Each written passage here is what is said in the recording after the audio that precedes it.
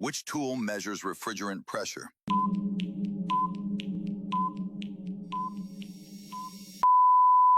Manifold gauge. Which pressure is higher in a working AC?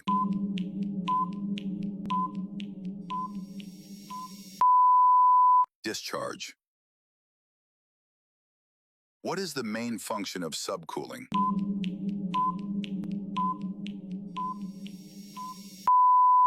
Prevent flash gas. Which material is commonly used for refrigerant tubing?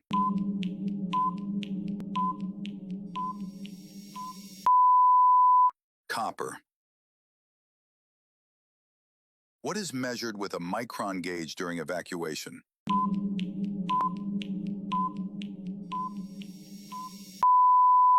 Vacuum level.